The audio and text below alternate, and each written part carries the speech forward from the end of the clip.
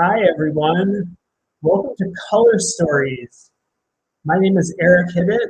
I am the curator of Ode to Green at OYG Projects, and I'm also the king of color, at least for tonight. Welcome. I'm so excited to be here with you tonight and for this evening of storytelling with exhibiting artists in Ode to Green. We have an exciting lineup of artists to join us tonight. We have Paul Anagnostopoulos. I'm going to be reading a piece from Kari Cholnoky, Pamela Sneed, Seeger, Keisha Prioleau-Martin, Shaun, Krupa, and Meredith Hoffheins.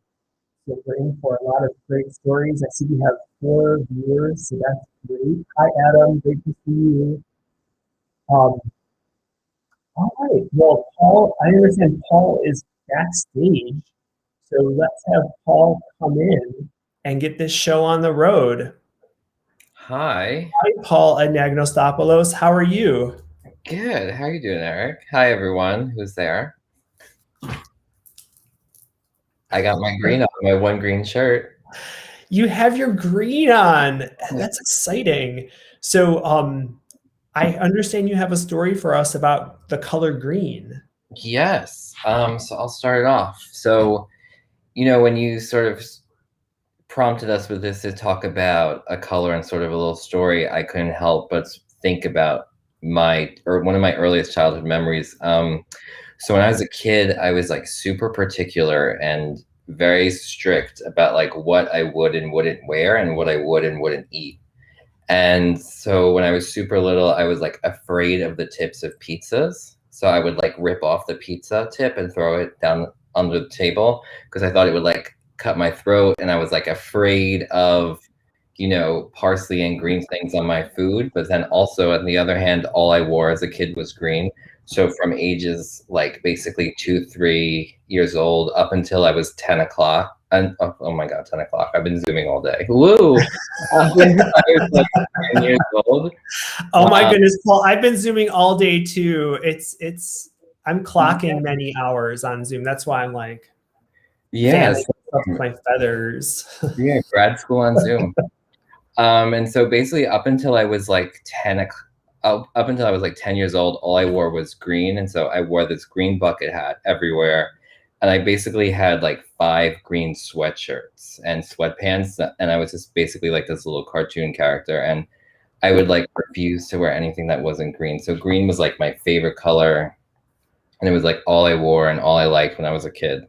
But then like sort of I realized that I could do other things. And even like in my paintings now, like I really don't use the color green too much, but it is still one of my favorite colors. And the painting in the show at OYG right now is sort of this triangle diptych, and it's a gradient from like a lightish yellow through turquoises to a deep blue. And, it's the only really use of green that I have in my work, because most of my works are just, sunset colors and sunset tones. And when I have like the botanicals and all the florals in my works, in those paintings, I'll have them either in like a black silhouette or have them sort of browned out sort of to go with the coloring. So green isn't in my work too much. And so when you sort of were talking to me about picking a green painting for the show, I really had like maybe 4 or 5 little ones to choose from. But now I've sort of been thinking about green a lot. And like, if you look over this shoulder, I have sort of this little blue and red work, and there's going to be all these green cherry stems. So like green is like slowly sneaking its way back in, which is big nice. That is so cool. I'm sorry, Paul. I'm just managing a chat here. I have a question for you about this green thing, this tendency to only wear green. Did that like drive your parents bonkers for them to like shop for you for exclusively green clothing? Yeah, I mean, but it was like the 90s when all you wore were like sweatpants and sweatsuits, with like all the cartoon characters on it. So like all I did was, just wear the same green sweatshirt. And I also would like always bring this green marker around with me and like write and everything with this little green marker. I would use it as a utensil when I was a kid to like stab French fries and eat. So as a kid, like green was everything for me, which is funny. That is so wild. Where do you think that tendency came from? I don't know. I mean, I was like such a picky, like, you know, kids are just weird. Kids are strange. You know, they just like come up with their own little ideas in their head and just that's just the way the world is. I think that's just how I thought, you know. Yeah, I wonder if it was something past life related. Maybe. Right? Maybe you were a king in a past life and your court colors were green. It could be. I mean, I've been looking at lately at a lot of like pastoral Renaissance paintings, you know, by Giorgione and a lot of Titian and like sort of exploring this idea of the pastoral and like the very like zoomed out panoramic landscape and like making works like that instead of. Are you finding the greens in those paintings to be especially vivid? Because when I think about that type of painting, I feel like it's more like the reds and the blues, but I always feel like the greens are kind of like a little bit more darker and kind of not as vivid. Maybe Yeah. what kind of, I don't know if they had like bright green pigments. No, not too much. It was more like, you know, the greens that they would get from the cobalt and then just like the ochres. So the greens were never like that vibrant. And also the greens were also used as like shadow. And, you know, so much of those pastoral paintings were about like hiding little figures in the landscapes or hiding like the lovers in the shadows. So the green was really there to like service like the bright red, like Medici clothing and the bright, you know, blue of the sky. And it was more of like, I guess like the foundation, not really the focus in those works. But yeah, I've been looking at those a lot lately. Exciting. So what do you think your what do you think, what is your future with green, Paul? Where do you see you and green going from here? I mean, you have this childhood relationship with green. You've kind of moved away from it, you know, as a painter. It's not one of your main colors. Where do you see yourself, you know, how do you see yourself relating to this color going forward? Well, I think like now that, you know, we've had such like a snowy, terrible winter and like now, you know, it's been a sunny day, the snow's melted, you know, spring is here, the green is coming out, and I've been like sort of sketching and planning all these works with a more focus on like botanicals and tropical landscapes, not just at sunset, but during, you know, daytime as well. So I think green is probably going to come up a lot because also within my work, I'm really obsessed with a color or two and I use them within like 5-6 paintings I do at the same time for a few months. And then I get sick of that one and like sort of move to like a new grouping of colors. So like now I feel like the green and like turquoise and teals and those colors are sort of going to be in like a newer rotation. Plus, you were just in this fabulous exhibition called Ode to Green, curated by Eric Hibit at OIG Projects. And that's probably going to open a whole new world of green up for you. Exactly. And it's just, you know, I snuck a little pinks in those. And that painting color scheme, I like to call it like Florida colors. When you have, you know, that minty turquoise green, and then you have the really like baby pink, and then the you know, like I pull a lot of color schemes from Golden Girls. Yeah, go girl! I love Golden Girls. I love their colors on the lanai. I always want to have cheesecake with them on the lanai. Yeah, I mean the outfit, like all the patterns from that, I definitely like pull from and like sneak into my work. You know, so you have like all of these like Grecian sculptures painted in this dramatic landscape, but the colors are taken from like Betty White's sweater from a certain episode. Yeah. That's so awesome. Nicola says Golden Girls, yay. All right, it's just the best. Aw, well, it's so cool to hear about your inspirations and a little bit of history about you and just this interesting like childhood tendency to like be really into green. I'm just curious before I let you go, Paul, did you have other color phases in your life? Oh, yeah. So talk to me about those for a few minutes. Yeah, I had, well, the green phase was first, and then after that was like a very short blue phase. And then there was like a very long, like maybe 3-4 year purple phase. So like what years are we talking was the purple phase? The purple phase was like maybe like 11 to 13, 14.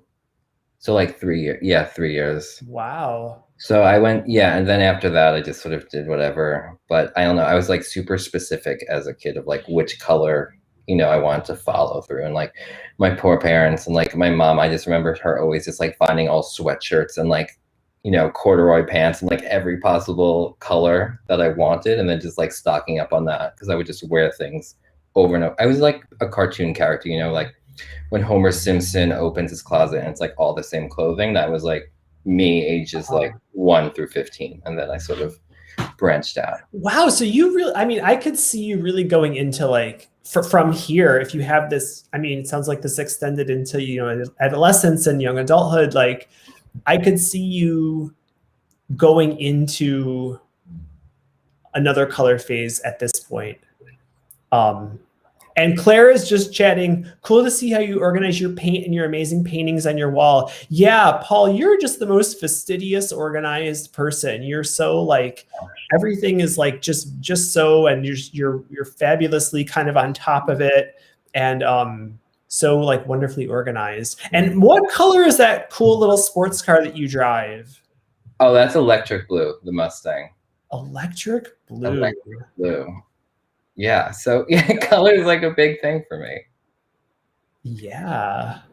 Yeah. Very cool. Speaking of like my little OCD paint rack, yeah, that's all organized, color order, starting with like magenta all the way through the neutrals. And that's actually like a little organization tip. That's a sunglass holder that goes over the door, and the pouches are like perfect to just, Oh, wow. Pro tips here on OYG Live YouTube, folks.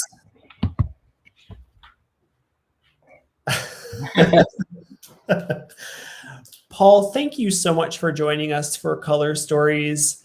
I just loved having you as our guest, and I love having your painting in the show. It's a stunner. And this weekend is the last weekend for Ode to Green. So please stop by and check out Paul's work, and all the works in the show are just so great. And I'm so happy to have you here and have you in the show, Paul. Great. Thanks for having me.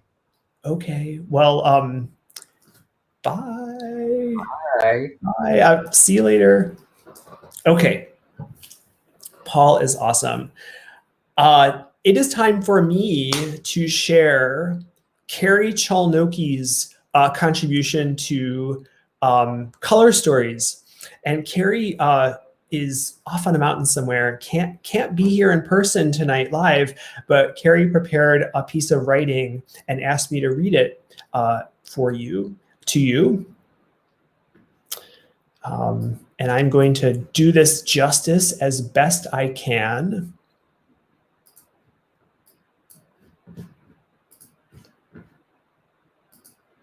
In terms of tone and, inflection and stuff, I'm going to read it as best I can imagine how Kari would do it.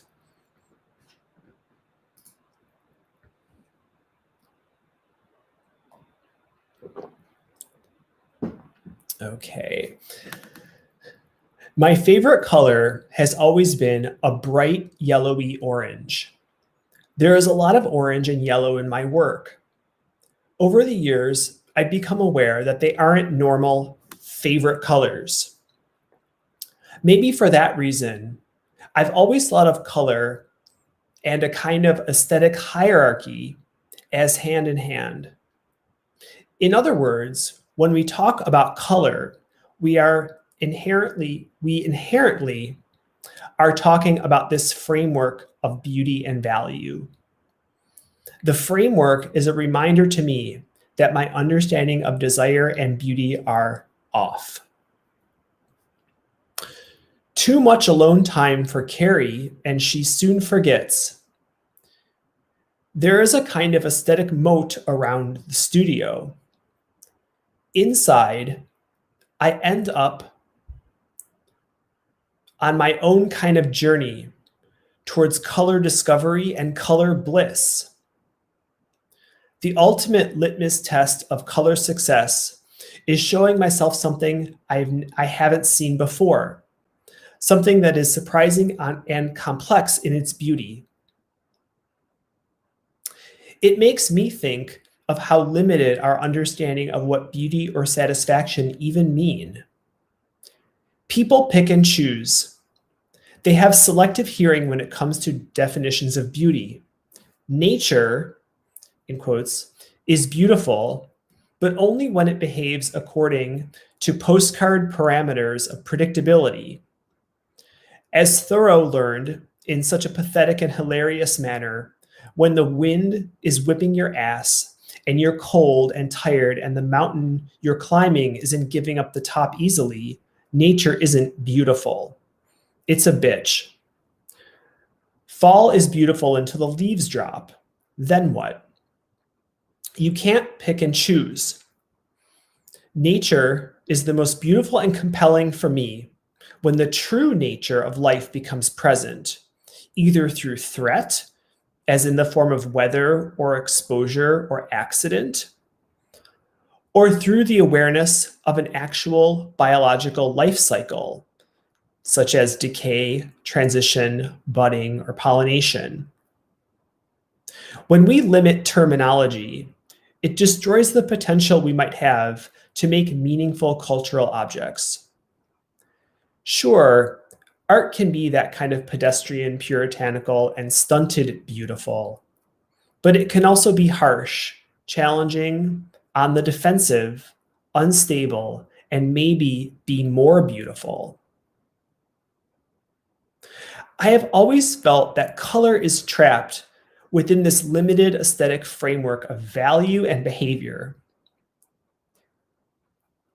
I guess part of my purpose in the studio is to show people that, to share the euphoria or discovery of what color can do outside of that cell.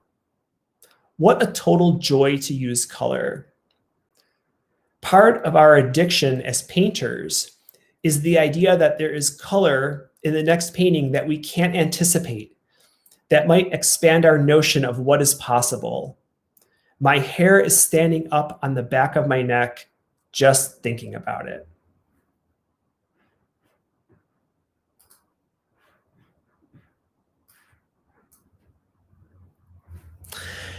I think that is such an incredible statement, Kari, and thank you so much for sharing that. I think the sentence that resonated for me the most was about the excitement of the discovery of a new color in the next work, and how I think that just speaks to the infinity of color, and how there are always, as much as you know color, there are always more colors to be discovered and more color relationships to be discovered. So I love that point. And I also love this point about questioning the kind of notions of taste relative to color. You know, we all have these kind of almost preset color schemes or tastes or sensibilities that come with culture, right? And some people obey those and kind of work with those, and those are a set of conventions that we can work with. But I love what Kari brings up, is this idea of questioning that and thinking about maybe color outside of that cell, outside of that just kind of more limited understanding. And I think that speaks to the freedom that artists really have, you know, whether or not people understand it or whether or not it's to people's taste. I think that's just such a terrific point. So thank you, Kari. I'm running a little bit ahead of time. Is Pamela ready by any chance, Claire? Claire is, all right. Well, let's have Pamela come on. Claire is managing this from behind the scenes. Pamela Sneed. Yo, what's up? How you doing? Yes. Woo-hoo! Pamela Yes, wave your feathers. Work it. Hi, everybody. So, all right, should I talk first or you? Pamela, you go right ahead. Okay, so I've been naughty. I've been in a residency these like this past 2 weeks, and so I didn't have time to really do a color story. I did a stream of consciousness that I can read, and I brought some poetry because I do poetry, right? Yeah. And I'm really excited because the Brooklyn Museum is doing a film for their artist ball, and they asked me to be center stage and read some stuff. Well, read one poem. So anyway, I brought that, but I'll read my stream of consciousness. Hi, is it Elena? I see all this hi in the. Okay, so I'll read this stream of consciousness first. And like now my phone is ringing. Okay, so here we go. Well, go for it.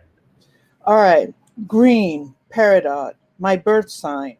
A ring, slim, delicate gold, band, green, glistening stone. My father says I'll give it to you when you've grown up. Later, it disappears when my stepmother comes. I feel the loss, ache. Later, grown up, a bright green silk dress worn to an opening. My date hates it, but I thought it was beautiful. Wrong choice. In my apartment, a wooden bowl brought back from Mexico, painted hunter green, then with bright green peppers, and their painted vines wrap around the bowl. Then a single gift brought back from Oaxaca, a pear-shaped gourd painted green with a stem. I treasure it, simple, nature, gifts, artists. I've taken to creating abstracts at night with bright watercolors. They've actually become a psychology study. The colors chosen, the shapes, where I can see self. Last night I chose a dark emerald green to symbolize earth, spring. It doesn't work with the colors I've chosen, indigo, red, yellow. I take the shapes from that study, start a portrait. Imagine I'm wearing a colorful headdress, or colors represent energies from my brain, like electric currents. All right, that's my stream of consciousness. Wow, that is just so full of amazing imagery. The peppers, the peridot, the emeralds, the bowl. It activated my imagination. Okay, all right. And I'll just read a couple of things. So this is the one for the Brooklyn Museum. Today, I talked to a Black student who is discouraged. Do you believe in the invisible world? I ask. The ancestors. You are not alone, because every time you walk, they walk. When you graduate, they graduate. When you cross the stage, we are all together crossing the stage. I think about that story I read recently of slaves after emancipation, so frightened and unprepared that they walked around with books under their arms, so anxious to be educated. I think about those millions dragged from the coast of Africa, their stories untold. I remind myself, every time I walk, they walk. Every time I tell a story, a tiny bit of their story gets told. Every time I triumph, they triumph. Injustice is served. And I'll do one more, maybe two more. For June Jordan. Easy as one would awaken, pour milk over a bowl of cereal. Easy as one who never looks up to stress the importance of what they're saying. Easy as that overused terminology, a summer's day. She said, this country needs a revolution. She did not say it with eyes and guns blazed. She did not speak in traditional African garb, nor in any outfit associated with revolution. The words just drifted off her lips, not flowery, but matter of fact. And somewhere in my soul, they resonated. I admired her courage, seeing that she was not the traditional sort of revolutionary. Hers was not rhetoric. She was not there to hypnotize or provoke, just simple and matter of fact. I was a student at the time, beginning to be my own poet. I was arrogant, wanted to challenge. Couldn't admit as I do now, she shaped me. Her existence, passion, words gave me mine, helped me know what was possible. And I'm sad seeing her go. Tired of all these warrior women and their untimely deaths to cancer. Tired of more bad news and martyrs. After all these years, 15, maybe 20, I still remember her words and the revolutionary ideas she planted. And I'm going to do one more because one of the friends that I was writing about died recently, and just like a couple of days ago. So, oh, I'm so sorry to hear that, Pamela. Yeah, he was one of the original members of Other Countries, a Black gay writing collective, and a lot of them perished from AIDS. And Colin just died from cancer. So, but yeah, he was a long-term survivor, and yeah, so I want to dedicate this to him, and it's called Popeyes. I never thought it would have ended this way, or begun. 15 years later, the survivors sitting in Popeye's Chicken, downtown Brooklyn, our coleslaw and mashed potato cups imprinted with "We love chicken." Us sitting quietly for hours, staring into the afternoon out of Popeye's big glass windows. When we first sat down, Colin smoothed his napkin over his lap. I was impressed at how elegant he was for Popeyes. Our gold and silver rings glistening as we ate chicken, brought it to our lips. We, I think, were very unlikely customers. But who would have thought decades later we would be sitting together in Popeyes, the sole survivors of a generation gone, our brothers and sisters gone from AIDS and cancer. We came together accidentally through a show that later funding fell through. We determined bravely, without question, as we always had, both separately and together, to go on. That part of the legacy Donald Woods, Essex Hemphill, Audre Lorde, Asado Saint, Pat Parker, and Marlon Riggs had left us with was to fight, to never walk away without fighting, through whatever circumstance, to keep going. We had, at least Colin and I, the memory of Asado slamming his hand on the pulpit at Donald's funeral. We knew somewhere inside we must always tell the truth. Colin and I are the witness, our tribe's council. We buried each of those men. We saw. And over the years, we haven't spoken much, not even on this project. But today, during a rehearsal, during the recitation of a poem, he grabbed my hand, full of trust and innocence, held on, then let go. And for me, even as a poet, that moment meant more than words. Thank you. Pamela, that was just such an extraordinary journey you took us on for the past 8 minutes. What a touching tribute, full of memories and observations about people, and such respect and reverence and love. Thank you. I just felt the love. That's what I felt, is love from that. Like waves of, and pain and loss, waves of love and loss. Yeah. And it's giving me goosebumps. I don't know about the viewers at home, but I have goosebumps all over my arms from this. Oh, that's good. So does my green story kind of weave? Can we weave in? Yeah. Well, I was just going to say, I love that you started off with the stream of consciousness, because you kind of, primed us for something that, I don't know if we would have been ready for. I love that you did that. I thought that was incredible. And look, Nicola's saying, totally goosebumps too. Eliana saying, Pamela, you had me bawling, so touching. Oh, that's so cool. Yeah, so I love what you shared. Thank you, Pamela. And I'm so thrilled to have your visual work at OIG. We have 2 works in Ode to Green by Pamela Sneed. One is a beautiful watercolor called Poetry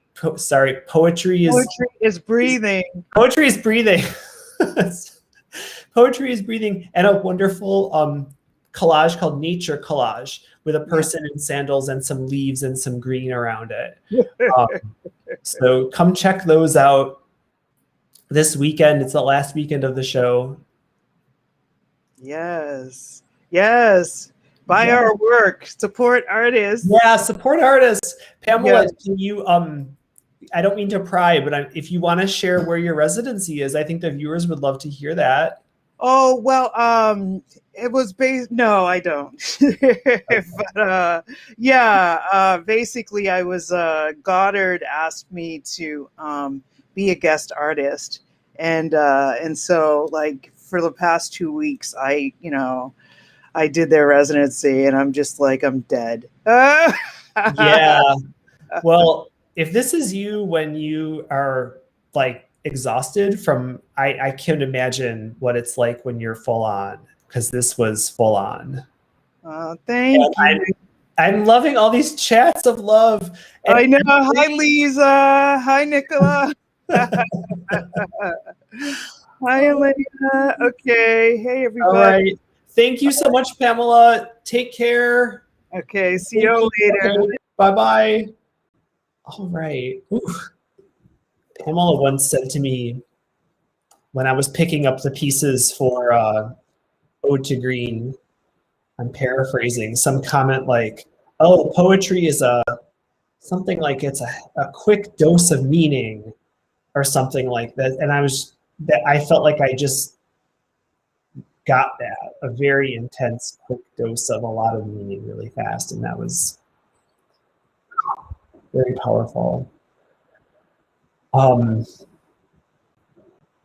Our next guest is Zach Seeger. Claire, can you bring Zach Seeger out on the floor here? Welcome to Color Stories, Zach Seeger. Thanks, Eric. How are you doing tonight? I'm doing well. I'm a little nervous.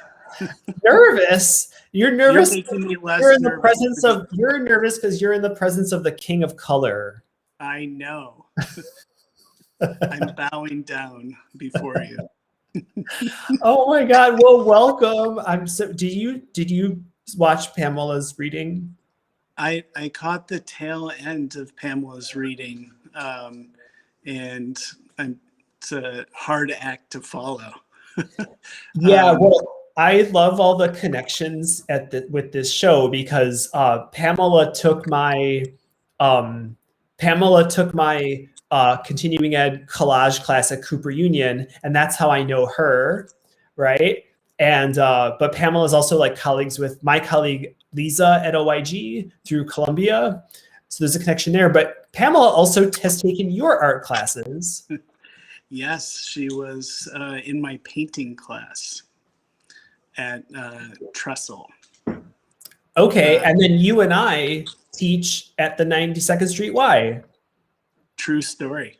So these are all these. See, the art world is very, a lot of this Interconnected. Interconnections.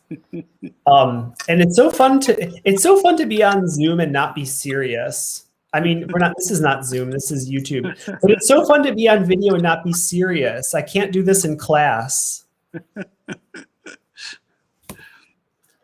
Well, it has been such a pleasure living with having your work at the show, your beautiful golfer painting. Thanks. And I'm excited to hear your color story. So I'm going to give the floor over to you to take it away. Okay. Well, in thinking about talking about color, today, like all these online things, I think of them as kind of performances. And I was thinking of today Spalding Gray a little bit, and also Pamela, because I knew that I was going to be following Pamela, and her book is really incredible. And it made me think of stories. Since the pandemic, I've moved upstate for the time being, and I live kind of in the countryside, which poses its own challenges to life, but it was a really extreme winter. And in terms of color, got me thinking about the seasonal changes in the winter and the snow, which was really beautiful. And there was a scene, so it was kind of hard on the animals here. And there was a very sad scene of a baby deer that I watched go to sleep, kind of lay down and curl up and go to sleep, and pass away in the night, and right by my house, by my entranceway. And it was very disturbing. But it was beautiful at night because I moved the body at night away off of my property into this creek bed in the moonlight. And it's very beautiful and touching. And I was thinking it just reminded me of stories of travel and experience. And I think for me, color is about experience. And again, kind of thinking about Pamela's book, and I went out west in 2015 to San Francisco, and I was kind of obsessed with Margaret Kilgallen and her paintings, and thinking that San Francisco was the place for me. And when I went out there, I did a lot of walking, and then I worked for an artist at Hunter's Point kind of studios. And across from this one artist I was working with was Lawrence Ferlinghetti. I got to meet him and was in his studio, and he just passed away recently. But I was thinking of some of those connections in Pamela and City Lights, and also walking around a city that I didn't know. And I found little things in my travels that I picked up, and one of them was this makeup case with beautiful handwriting of all the colors that were written down in this makeup case, which was really extensive. The makeup wasn't there in total, but there's a lot of foundation. So that was interesting, an interesting story. And in my walking around, I spent a bunch of my time at City Lights, and I was looking for this Eric Satie book, The Mammal's Notebook. And I was thinking about Eric Satie and wearing all white and eating white food, being obsessed with white. And I couldn't find this book, and I was really counting on City Lights to have this book. But instead, actually, I found this poet that was new to me, who is now my favorite poet, other than Pamela, but August Kleinzahler, and I just thought I would read one of his poems tonight. So here it goes. Green sees things in waves. Green, first thing each day, sees waves. The chair, armoire, overhead fixtures, you name it, waves, which, you might say, things really are. But Green just lies there a while, breathing long, slow breaths in and out through his mouth like he was maybe seasick, until an hour or so the waves simmer down, and then the trails and colors off of things. That all quiets down as well, and Green starts to think of washing up. Breakfast, even, with everything still moving around, colors, trails, and sounds from the street and plumbing next door, vibrating. Of course, you might say that's what sound really is. After all, vibrations. But Green, he's not thinking physics at this stage. Nuh-uh. Our boy's only trying to get himself out of bed. Get a grip. But sometimes, and this is the kicker, another party, shall we say, is in the room with Green. And Green knows this other party, and they do not get along, which understates it quite a bit. And Green knows that this other cat is a hallucination, right? But these two have a routine that goes way back, and Green starts hollering, throwing stuff until he's all shook up. Whole day gone to hell. Bummer. Anyhow, the doc's having a look, see if they can't dream up a cocktail. It seems our boy ate quite a pile of acid one time. Clinical, wow. Enough juice for half a block. Go, go, go.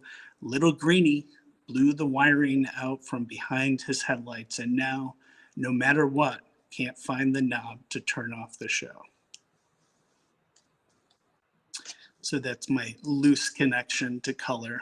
But I was thinking of color when I paint, and again, having this talk and panel about color, being invited into the show, I think of color as an experience, and I try to kind of demonstrate or whatever, share that experience in my painting.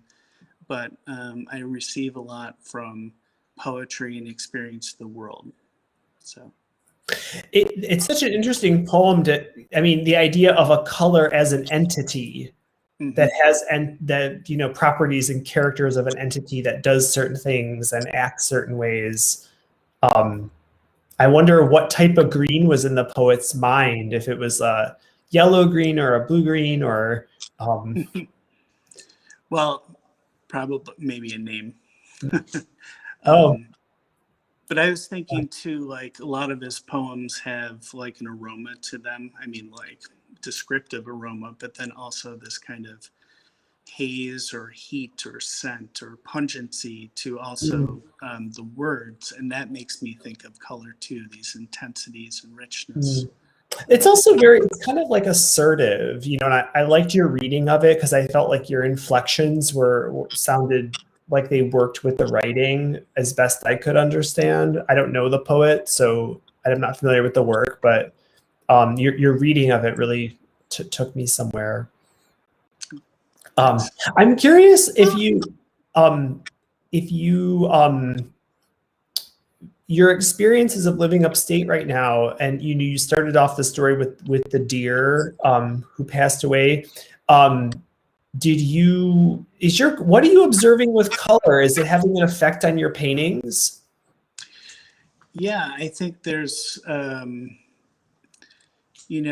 maybe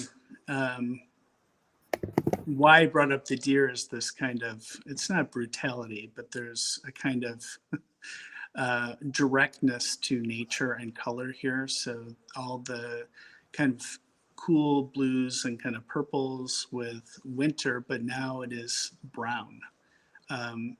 And I brought up the deer just because of how the deer have kind of moved and changed and adapted, and how their coats change, but now they're also kind of skulking through the forest and everything. And that kind of, it's affected my work in a kind of direct and earnest way, where I think prior to being up here, I was maybe a little more Baroque in my thinking, where now I'm thinking more directly. Interesting. Yeah, well, I totally understand. I can totally relate to when you say like it is colorless up here, like because I'm from Rochester, Western New York State, and in the winter it is like gray as far as the eye can see. The earth is gray, the plants are gray, the sky is gray. It's just the most depressing stuff ever. But that's, I don't know. Now I live in a color world. Right. Well, I don't know. That's why I paint. I mean, yeah. Oh, hell yeah. I want to live in that world. So yeah, I know. Me too. I want to live in a colorful world. I was traumatized by the barren landscape of my childhood.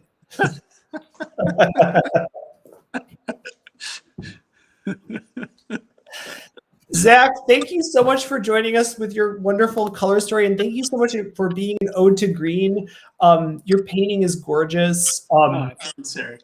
It's full of movement and space and light and color, and it's a small little painting, but it's just a treasure. So, folks, please come and see the show this weekend, the last weekend, and Thank you, Zach. I'm gonna let Keisha in, and I'm gonna say goodbye to you now. So take care, Zach. Keisha Prioleau-Martin. Hi. Oh, cool. Welcome to Color Stories. I'm so glad you're with us. Thanks for having me. Yeah. Well, it's been a pleasure having your work in the show. Those dancing figures make me feel happy every time I walk by them. I'm glad someone appreciates them and that they got to be in a show and out in the world for once. Dancing around. Well, Keisha, what do you have for us tonight for a color story? So I have how I think about color now and how I've been thinking about color in the past. And there's going to be a lot of anecdotes and facts about color, just things that are like in my head or like have been in my head. Great. So I'm not sure whether to start with like the past or the present because they're kind of different. Yeah, maybe start with the past and then work up to the present. Okay, yeah, I'll do that. Even though I feel like the bridge is like not really there. When I was really little, I would get pink things from my mom, and for some reason, I hated that she would get me things in pink. I mean, like things that didn't have to be in pink, like a pink pair of scissors or like a pink t-shirt. And I would say, "Oh, Mom, I need a notebook for school." And she'd come back with a pink one. And I go, "Oh, no, I'm ruined." See, I was the opposite. I always wanted the pink thing. Oh, you know what? After in school, I would just like trade with you. I'd give you my like your green notebook. If only we were in school together as children, we could have been happy. Oh, that would have been perfect. So I remember that, and that was just completely tied to the fact that I didn't want to be associated with being a girl because at the time that meant I couldn't play sports with the boys, and I loved sports, not like going to a game and being a part of the team, but like pickup games at the park, things like that. And I thought if I wore less pink, then someone would pick me for a team. So that's like one of my like young color memories. And I also remembered recently this morning that when I was like around the same age, like too old for me to be doing this, the color yellow and the color orange, I would confuse as the same thing, which is interesting because apparently like just enough children do that same, like have that same mistake where there's a group of colors. It doesn't always have to be yellow and orange, where a group of colors get kind of linked together. Usually they're closer in the spectrum, like blue and purple, or yellow and orange and red, that sort of thing. And one of the color stories that I wanted to share, or I don't know if it's a story, but one of the stories that I wanted to talk about was how blue was the last to be named. So my notes. In the Russian language and some other languages, there are two words for blue. There's light blue and dark blue. So it means that in Russian it's somehow easier, because there's the distinction between light blue and dark blue, to differentiate between those blues because there's a word for them. Whereas in English, there's only one word for both of the blues. And then linguistic research indicates that languages do not begin by having a word for the color blue. Color names often developed individually in natural languages typically begin with black and white. So I remember not reading about this.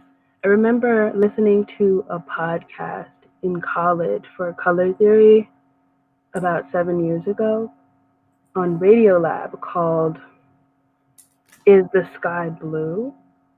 Or The Sky Isn't Blue, something like that. And within that podcast, the producer talks about that ancient civilizations and like old writing, like the writings of Homer, will write about the ocean being like a dark red wine and not blue, and there's just no blue in any of the text.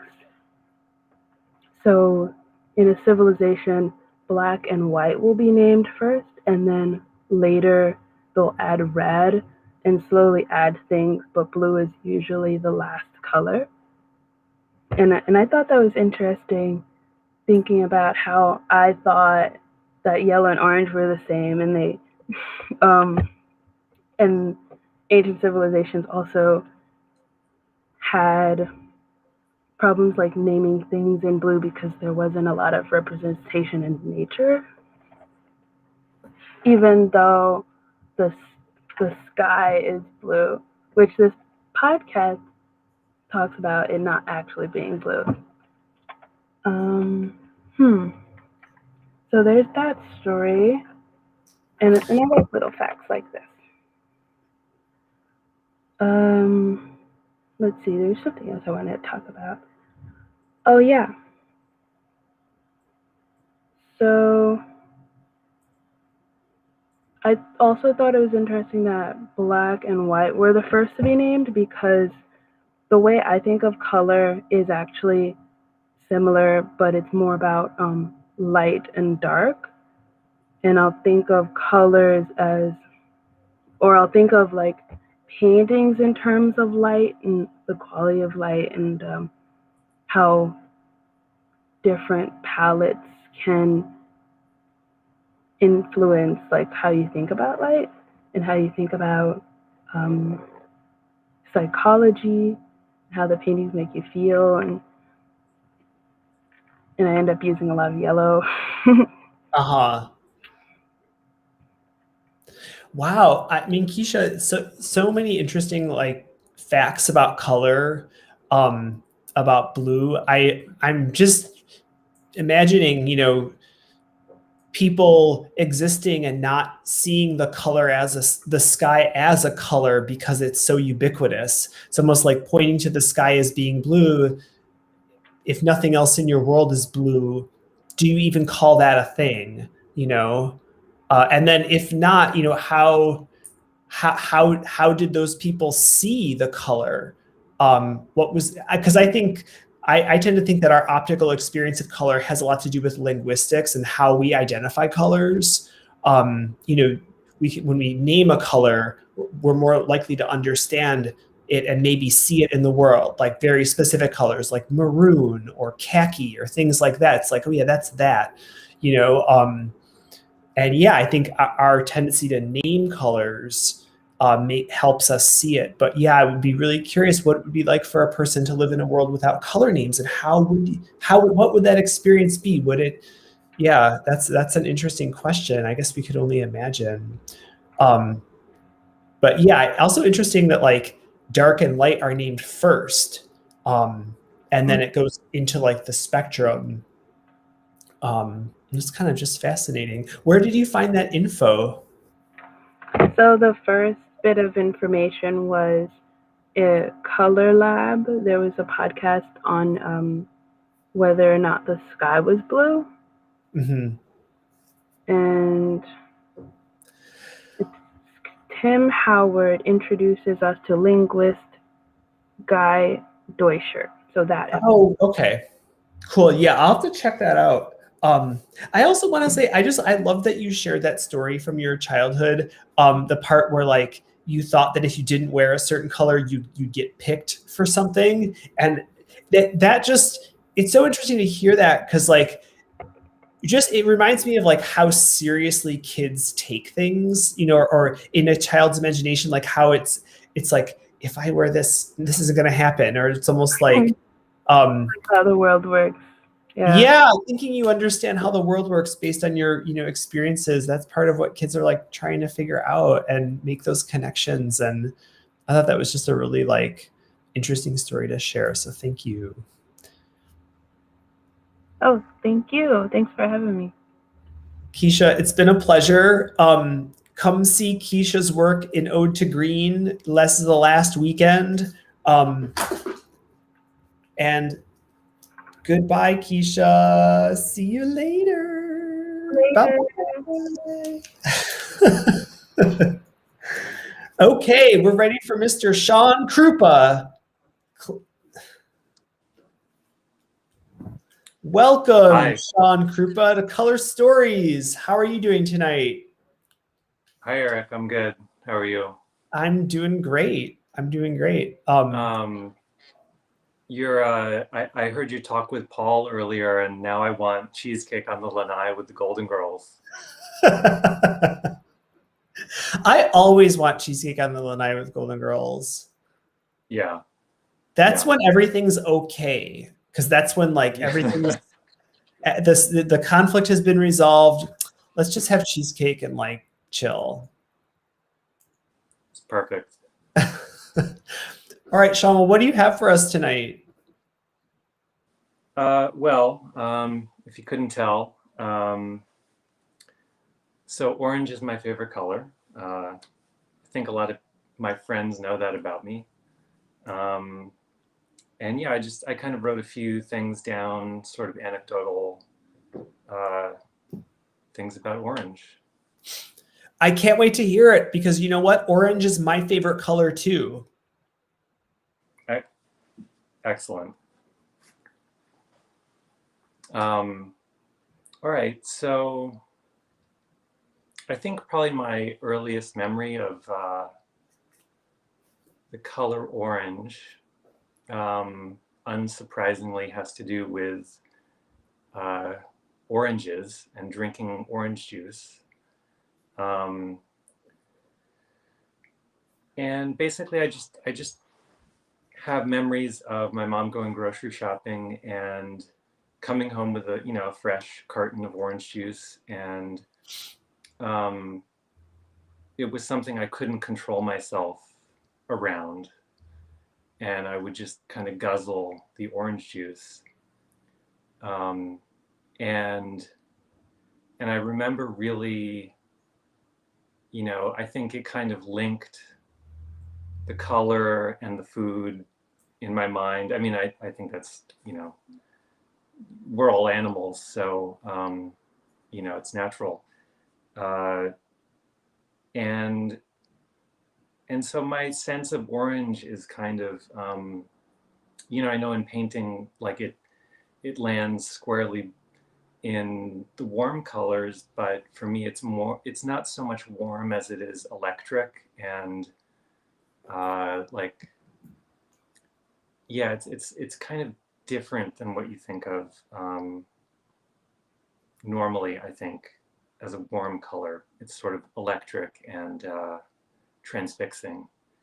And I remember, actually kind of taking the carton of orange juice and, kind of placing one eye over the mouth of the carton and just staring into the liquid orange and wonder, like one of the things I think was stuck with me as a kid about it was I didn't quite understand why I was able to drink orange juice. Like, why was this available to me? It seemed so extravagant, and yeah, I don't know. It just seemed like, you know, how many oranges had to go into this carton of juice, and how much had to happen, and how many it was just oranges really had exciting. to die to make this? I don't know. Countless.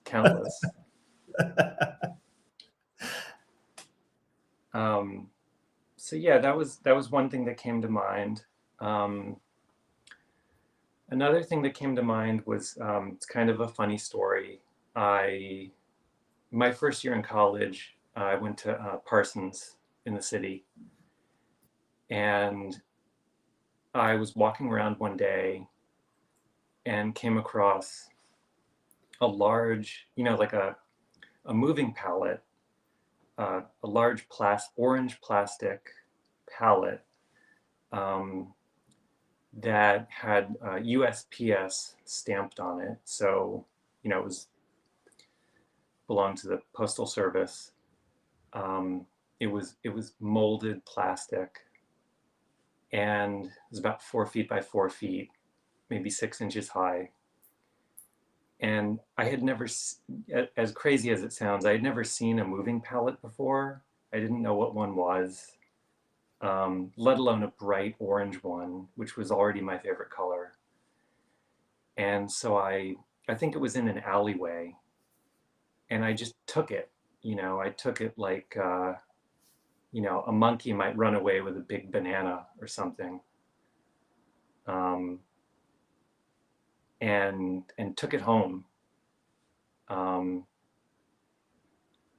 later I used it in a sculpture project for, you know, my first year in school. And I kept it. I kept it through the end of the year, and wound up taking it home. I'm from upstate a little bit, and so I actually took it on the subway and on the train, and I'm sure everyone was scratching their heads about that.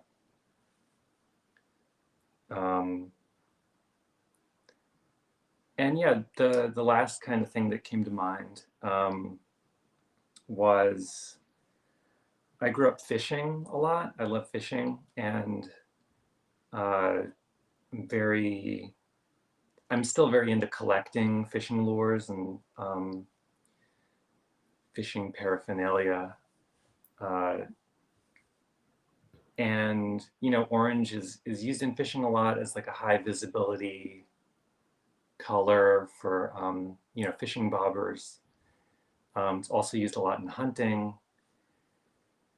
And so I just have this interest in orange, kind of outside of the traditional realm of, I'm a painter, so, you know, there's kind of like,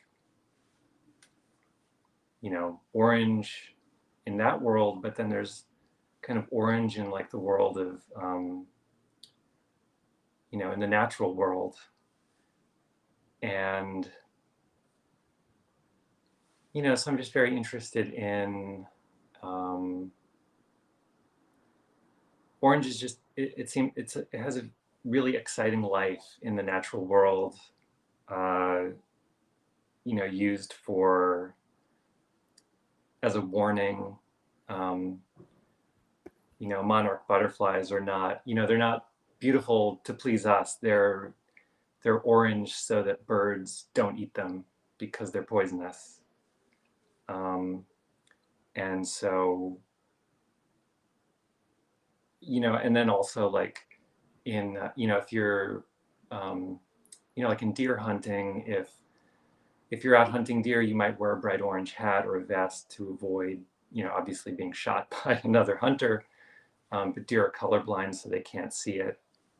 So it's really interesting that it kind of bridges these, you know, two worlds between, you know, different animals, basically. you know, and anyway, so orange is just kind of, it's very exciting in that sense that it, I feel like when I'm seeing orange, I'm, you know, it's kind of triggering something in my mind that's either like a signal or a warning, or it's attractive.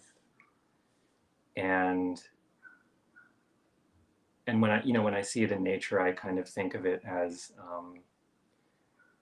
you know, this orange butterfly is communicating to a bird, and or this orange flower is communicating to a bee. And it's just kind of beautiful to me that it has nothing to do with me. It just is, it's sort of between, that communication is between the bird and the flower, the bee and the flower, or the bird and the butterfly.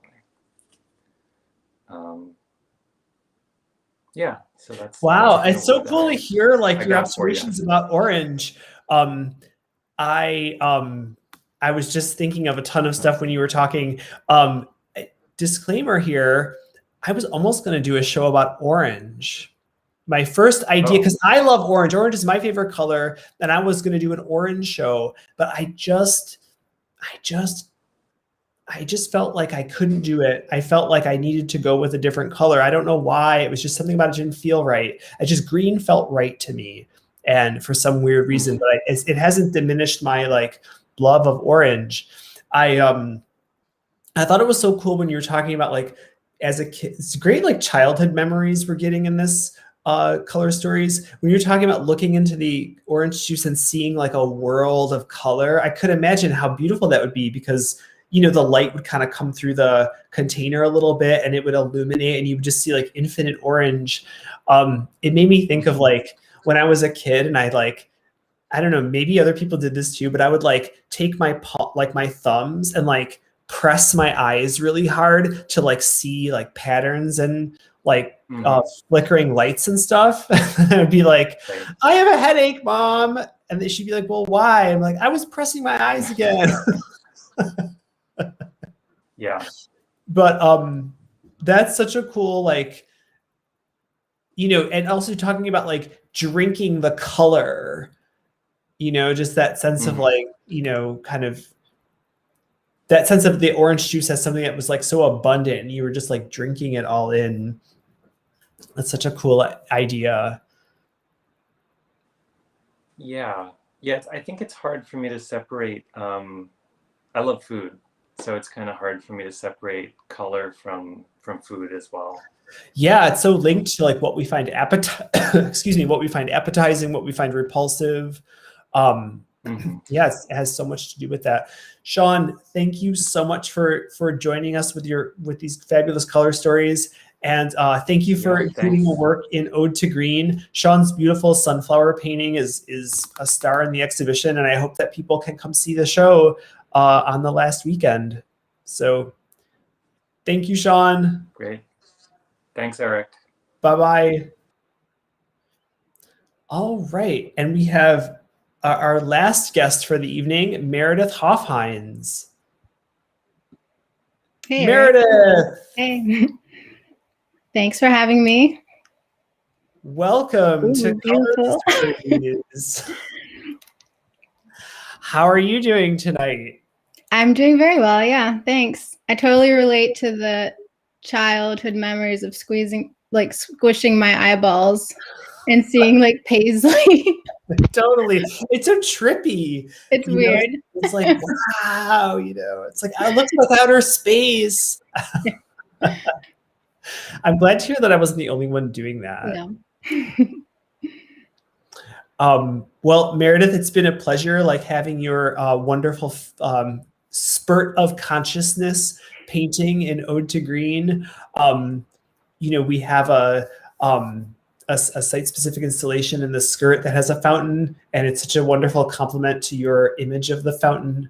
And I was very drawn to your painting because of the warmth of the green. You know, that lawn looks like it's just radiating wonderful warmth.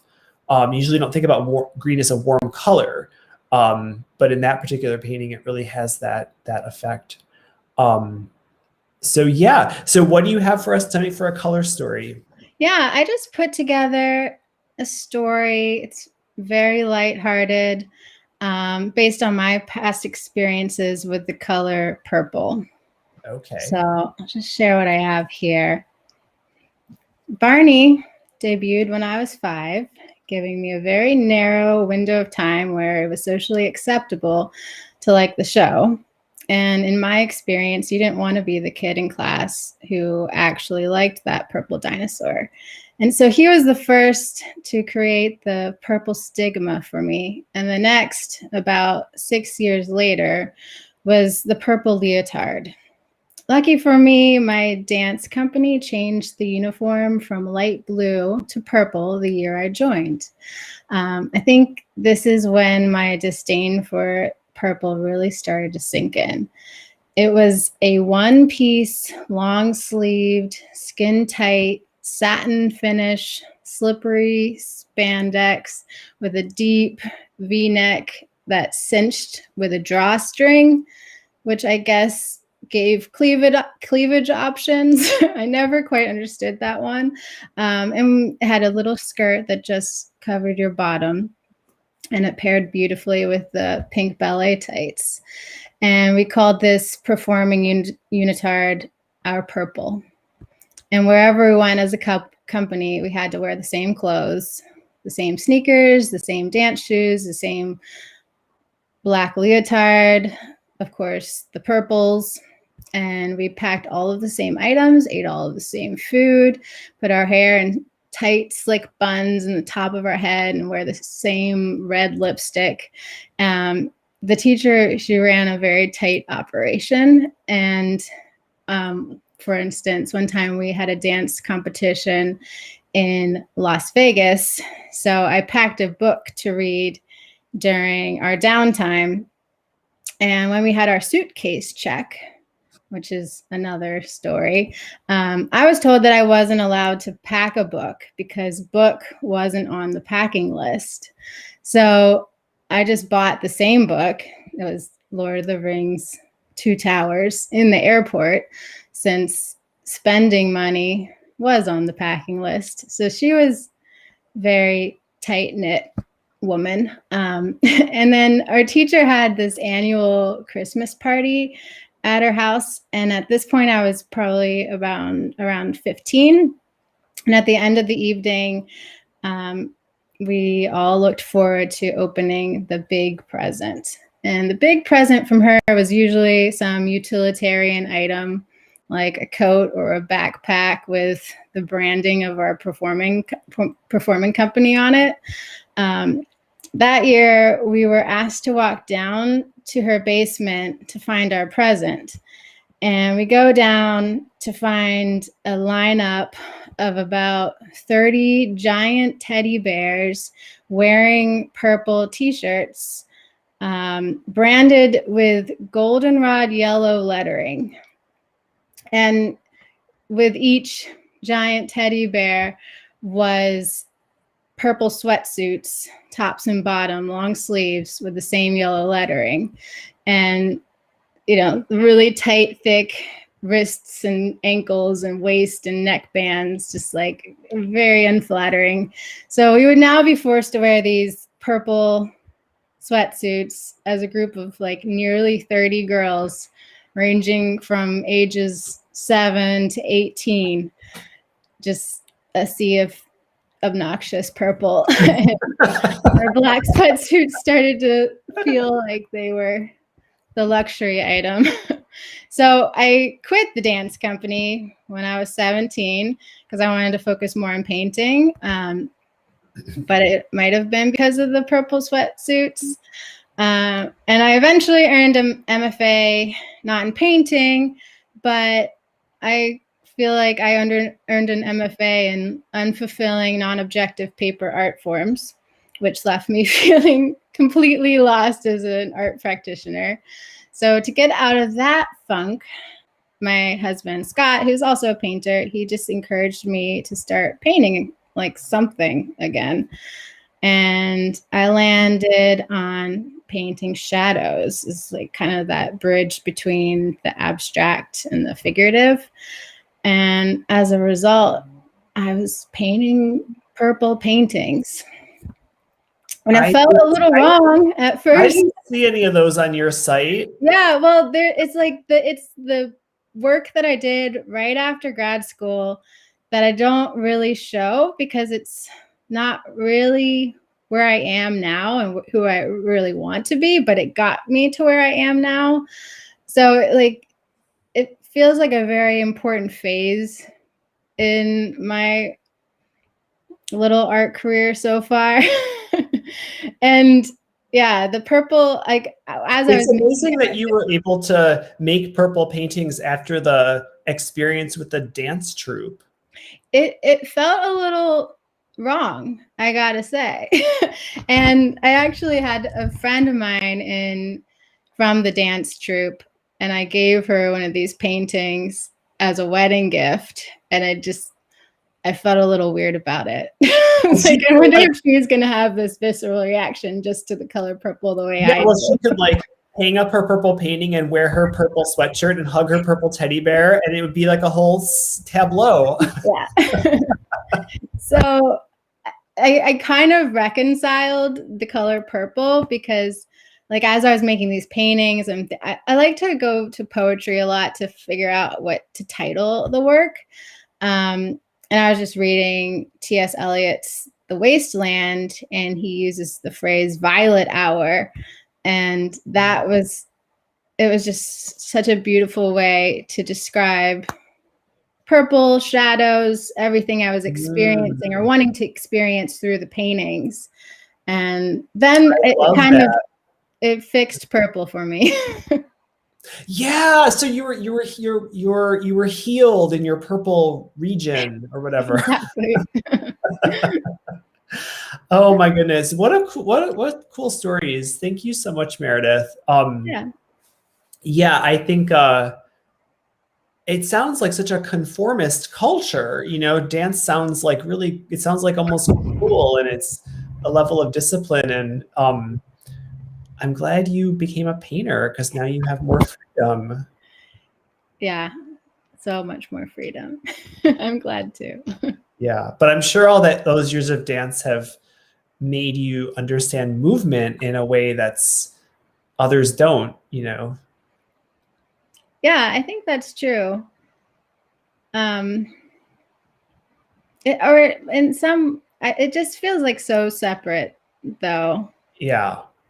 It's just like this time and place in my life that is just a different universe. Right. You know, like in the story, as you're telling about like the purple teddy bears and the purple jumpsuits or sweat clothing or whatever, it's like, it's interesting when color can become like whoever decided to like make all that purple happen thought it was the most adorable thing in the world, you know, where it could skew also into something like strange, you know, like if everyone wore the same color, it could be perceived of as like a club of people who are all the same, but it's also like it signals kind of like this kind of conformism to one color and it's one specific color. It's interesting how color can do it was that. like an intimidation tactic, I think. Cult. It's like a cult. You were involved in a cult. Meredith, thank you so much for your fabulous color story. Folks, stop by OYG Projects this weekend to see the last weekend of Ode to Green with Meredith's beautiful Spurt of Consciousness painting. Meredith, thank you so much. Yeah, thanks so much. Okay, bye. Bye. Good night. All right, folks. I just love doing this so much. I could have my own show with the feathers. I just feel like I want to just have a feather show. The Eric Hibit Feather Show. Thank you for joining me. This was such a treat. Let's just do it all night with the feathers. All the artists on this journey, memory, sharing love, beauty, wonder, and something just an hour and a half. Thank you, all the artists that played the game. Again, last weekend, please come to the show. We're open Saturday, Sunday, 1 to 6. Um,